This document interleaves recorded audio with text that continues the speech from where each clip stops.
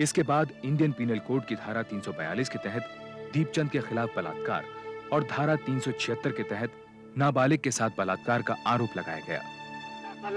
निकाल रहा है, धंधा करवाता चला रहा। दीपचंद ने बलात्कार के आरोप को मानने से साफ इनकार कर दिया और उल्टा दर्शन लाल पर आरोप लगाने लगा। 20 दिन तक पुलिस हिरासत में रहने के बाद दीपचंद के परिवार ने उसे जमानत पर छुड़वा दिया।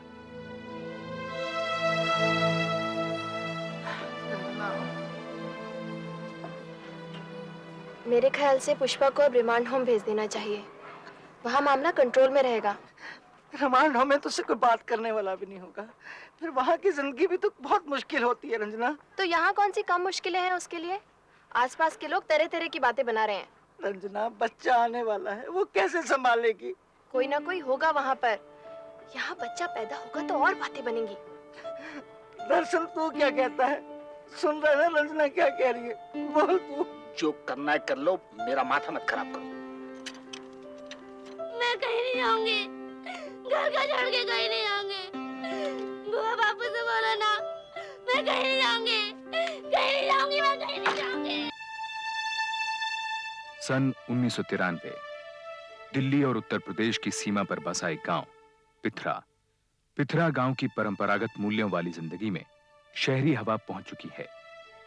इसी गांव के कुछ लोग अपनी जमीनें बेचकर रातों रात अमीर भी हो चुके हैं। यहीं के बड़े बड़े सरोकारों से परे अपने हालात के भंवर में फंसी एक दुनिया है, एक मोटर मैकेनिक की मासूम बेटी पुष्पा की।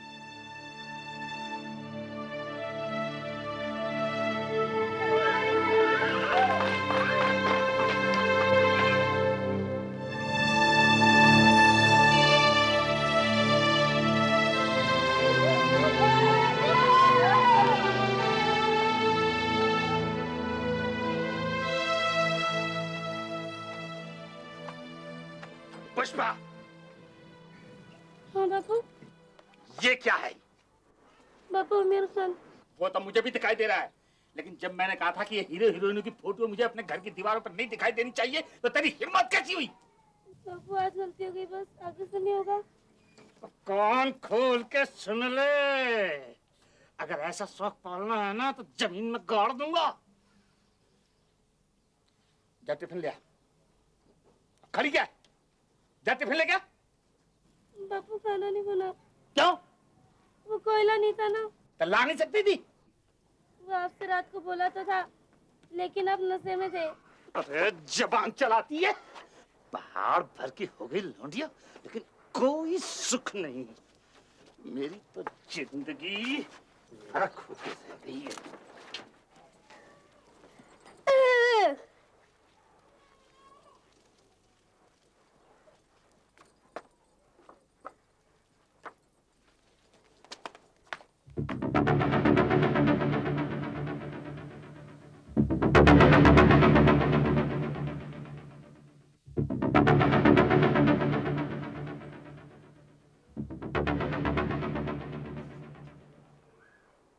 आज क्या कर रही है? नहा रही है क्या? तू हर वक्त भूत की तरह मेरे पीछे क्यों पड़ी रहती है? बीवी हो तेरी, नहीं तो तेरी तरह मैं भी दूसरों की हो गई। कुछ तो शर्म कर। बड़ी शर्म कर रखी है ना तूने।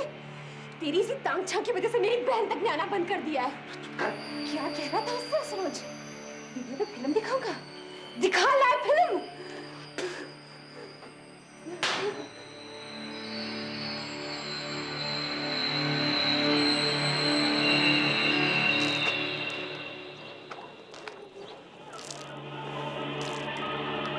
आज तो बड़ी गजब लग रही है तू, हाँ? हेमा मालिनी जैसी। चल चल अपना काम कर। काजल रोज लगाया कर तू, बड़ा फपता है तुझ पे। अब तू बड़ी हो गई, तेरा बापू छोटी छोटी बातों पे तुझ पे हाथ उठाता, मुझे बड़ी तकलीफ होती। बोलना चाहिए था ना, दुकान से आके ले जाती, हैं?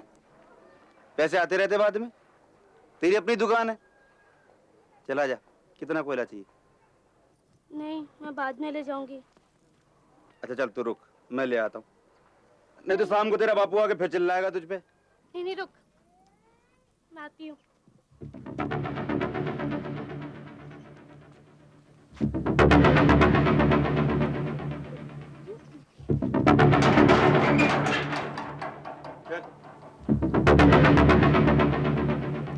जा वहां से भर ले कोयला।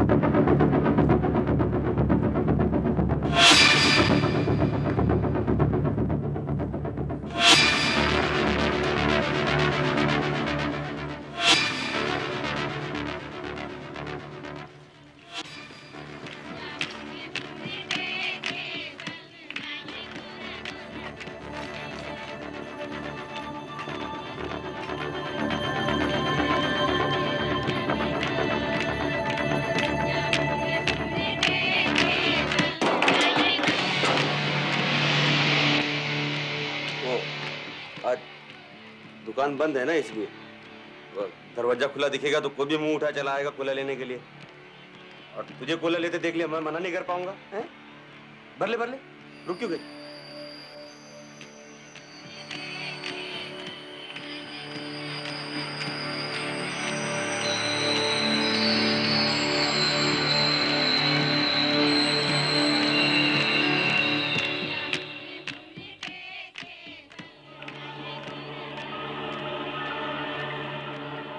वो तो मेरे घर वालों ने जल्दी कर दी,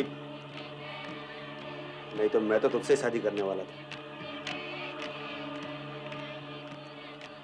सच्ची तेरी कसम। ये कैसे उल्टी सीधी बातें कर रहे हो तुम? और बस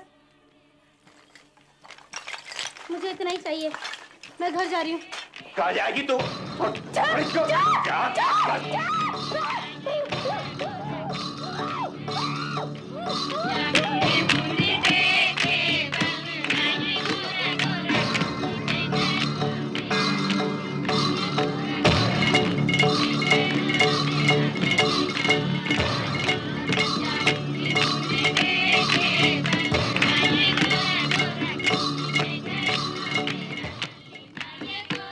अरे सुनते हो? मैं अम्मा जी के साथ डिस्पेंसरी जा रही हूँ। ये बाज है क्या? आवाज तो धीरे कर दो। सुन लिया क्या? डॉक्टरनी के यहाँ जा रही हूँ मैं।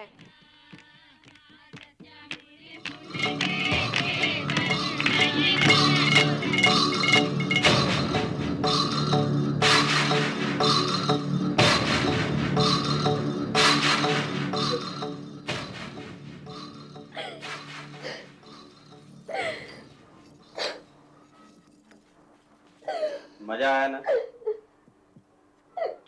चल जा अब। और सुन, किसी को इस बात का पता नहीं चलना चाहिए। मुझे तो कोई फर्क नहीं पड़ेगा, तेरा बाप तुझे मार डालेगा। पर अगर तूने अपने बाप को बताई और वो मुझ पे चौड़ा हुआ तो दोनों को काट के फेंक दूंगा मैं, समझी? जा। और जब जब इशारा करूं चली आया कर, पूरी औरत बना दूंगा तुझे।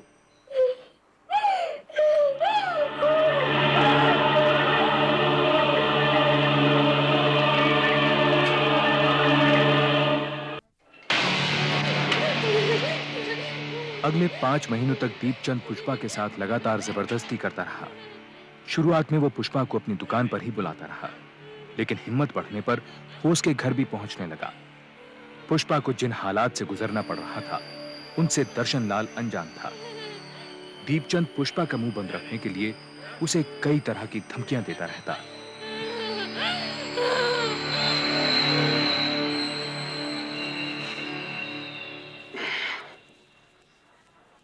ठीक तो हो जा, तेरा बापू आ जाएगा। आजकल मुझे उल्टी होती है, ऐसे सोई जाता है। अभी उम्र कम है ना, इसलिए थोड़ी बड़ी हो जा, तुझे भी अच्छा लगेगा ये खेल। खुश होकर किया कर, बड़ा मजा आता है। औरत का काम क्या होता है? खाना, बर्तन, अपने आदमी को खुश करना, है? अब बहुत हो गया।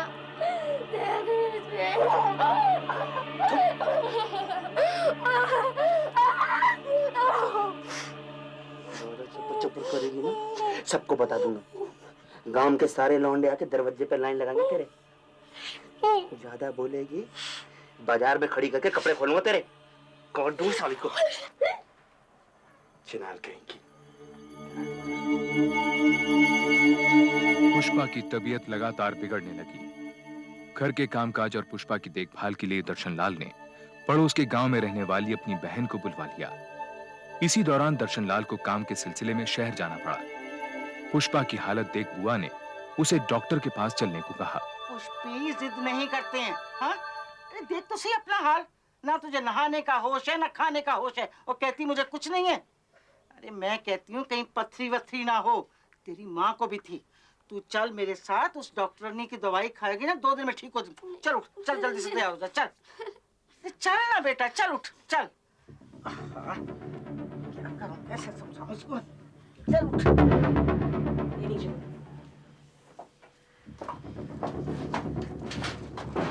इसके पेट में बच्चा है। ये क्या कह रहे हैं डॉक्टर साहब आप? पुष्पी तो भी खुद ही बच्ची है। बच्ची है पर 14 साल की। इसके पेट में 5 महीने का बच्चा है। मैं कुछ टॉनिक लिख देती हूँ। डॉक्टर साहब आप एक बार फिर से चेक कर लीजिए, नहीं तो आप कहें तो मैं एक्सरे करवा लाती हूँ। ये मेरा रोज का काम है, कभी कोई मिस्टेक नहीं। आपकी भतीजी माँ बनने वाली है। डॉक्टर साहब ये बच्चा गिरा दीजिए, नहीं तो मुसीबत आ जाएगी। तुम्हारा दिमाग तो नहीं फिर गया? 5 महीने के बच्चे को गिराने का मतलब है माँ और बच्चे दोनों की जान देना। नेक्स्ट। हे भगवान, अब हम क्या करेंगे? ये तुम्हें इतनी कम उम्र में इसकी शादी कराने से पहले सोचना था। ये लो। डॉक्टर साहब शादी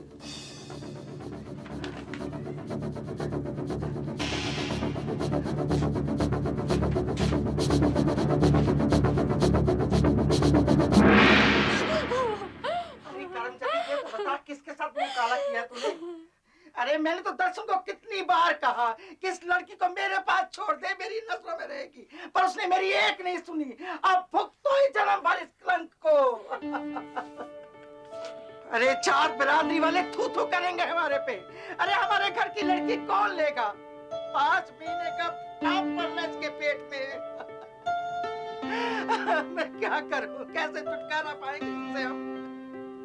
अरे अब तो बता किसने किया ये पाप, कौन है वो? दीपचंद। दीपचंद? अपना कोले का टाल वाला दीपचंद? अरे करम चली, तू इसके जाल में कैसे फंस गई? तो लफंगा है, लफंगा।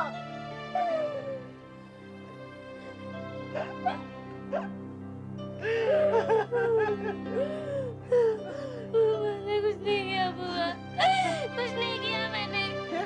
जबरदस्ती करी उसने मेरे साथ। तूने अपने बाप को क्यों नहीं बताया? कहता था तुम दोनों बाप बेटी को काट के फेंक दूंगा, किसी को बोला था। मार रही हो ना, मार रही हो ना। मैं मार मुझे, मार दे बुआ मुझे, जहर दे दे मुझे, बुआ दे मुझे जहर। पुष्पी, जहर तू नहीं खाएगी, जहर वो खाएगा। ओके, हमारे घर की इज्जत बर्बाद करती। अरे कीड़े पड़ेंगे तुम्हें, कीड़े सारे खानदान को पड़ेंगे। अरे ऊपर वाला सब कुछ देख रहा है। अरे अंदर मुंह छुपा के क्यों बैठा है? बाहर आओ, देख लोगे तुम्हें, हमारे घर को बर्बाद। देखना अब कुछ ही दिनों में ना तेरी जैसी शकल के बहुत सारे बच्चे गांव में खेलते नजर आएंगे। ज्यादा बकवास मत कर, 1 लाख पड़ेगी होश ठिकाने आ जाएंगे। और जात साली जबान बंद रख ही नहीं सकती है।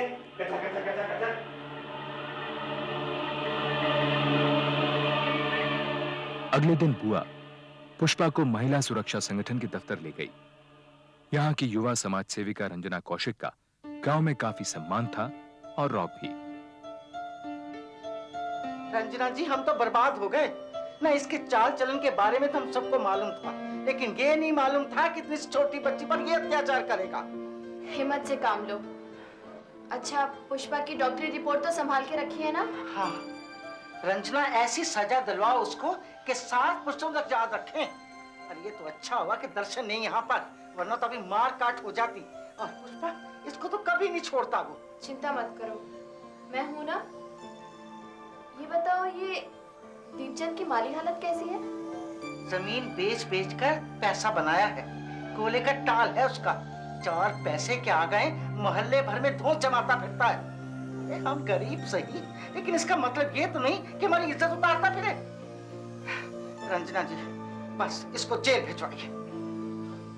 सजा देने के तो और भी कई तरीके हैं, बस जैसा मैं कहती हूँ वैसा ही करो। जी। पुष्पा की दर्दनाक कहानी सुनने के बाद रंजना अगले 2 दिनों में दीपचंद और उसकी मां से अलग-अलग मिली। इन मुलाकातों का मकसद था इन दोनों का पक्ष जानना और इनकी मनस्थिति समझना।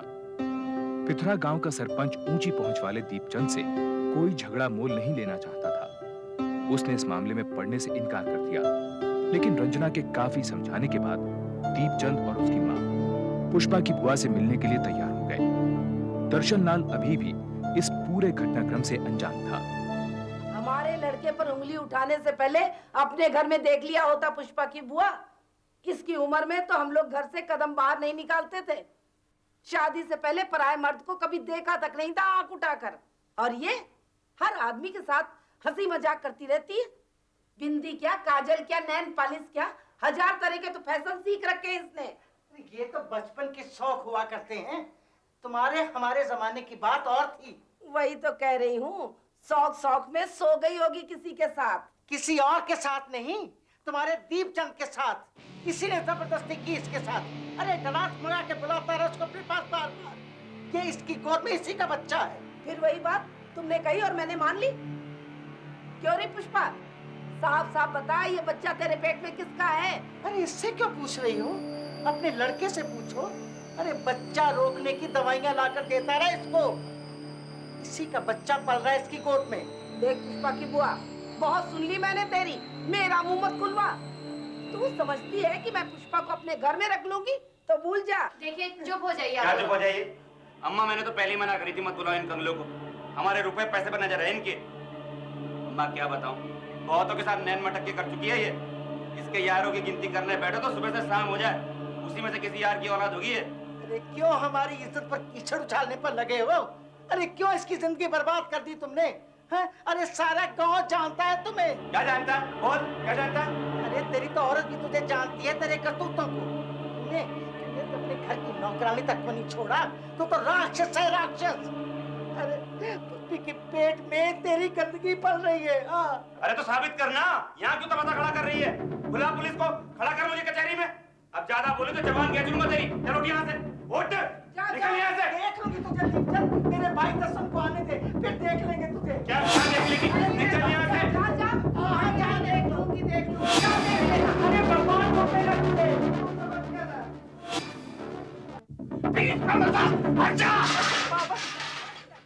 उस रात जब दर्शन लाल घर लौटा और उसे सारा वाकया मालूम चला तो वो गुस्से से बौखला उठा।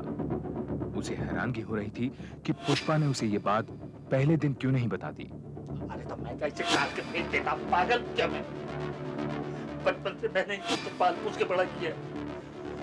कुछ में तो 1 साल की छोड़ के चली गई थी, तब से मैंने ही तो। क्या होगा इसका? तो रंजना बहन के साथ दीपचंद के घर गई थी कि पुष्पी को अपने घर बिठा ले, शादी कर ले इससे। पर उसने तुमको धक्के मार के बाहर निकाल दिया है ना? अरे 4 पैसे आ गए हैं तो अच्छे बुरे की नजर ही नहीं रही। क्या कह रहा था पुष्पा से? मुझे कटवा देगा। अब देखता हूँ मैं, एक बार थाने आएगा तो सारी अकल निकल जाएगी। कोई फायदा नहीं है। कल को वो कोई बड़ा वकील कर लेगा तो क्या करेगा तू? गवाही कोई है नहीं तेरे पास, ऊपर से 6 महीने गुजर चुके हैं। बहुत कमजोर केस है तेरा और इस तरह की सैकड़ों FIR दर्ज है मेरे पास। दिखाऊं? और किसी का कुछ नहीं बिगड़ा। तो हाथ पे हाथ धर के बैठे थोड़े ना रहेंगे, इसको तो छोड़ूंगा नहीं। भारी शर्मिंदगी उठानी पड़ेगी तुझको। FIR दर्ज होने के बाद डॉक्टर तेरी छोरी का चेकअप करेंगे, उन कपड़ों को मंगवाएंगे जिनमें ये सब कुछ हुआ। लोग तरह तरह की बातें करेंगे तेरी छोरी के बारे में। कोई तो ये भी कहेगा कि अपनी मर्जी से करती होगी ये।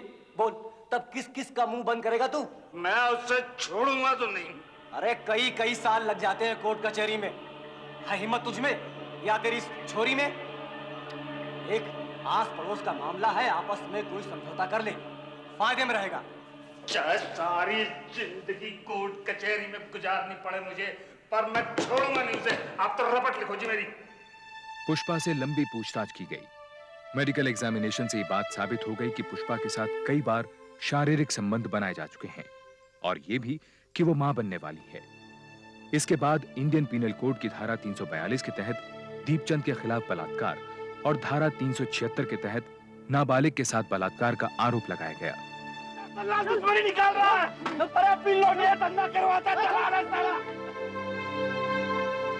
दीपचंद ने बलात्कार के आरोप को मानने से साफ इनकार कर दिया और उल्टा दर्शन लाल पर आरोप लगाने लगा।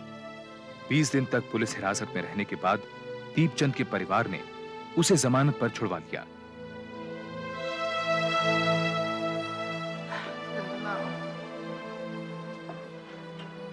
मेरे ख्याल से पुष्पा को अब रिमांड होम भेज देना चाहिए।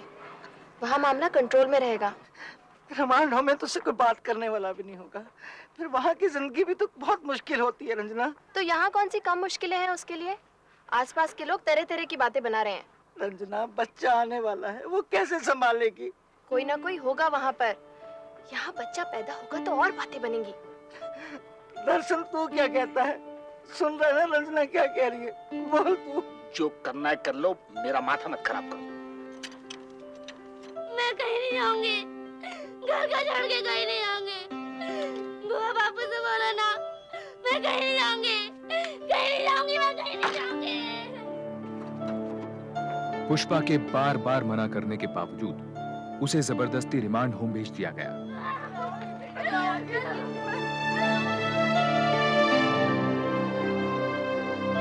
रिमांड होम की सूनी और बेरंग दुनिया में कितने दिन महीने गुजारने पड़ सकते हैं, इस बात का अंदाजा ना तो पुष्पा को था और ना ही उसके घर वालों को।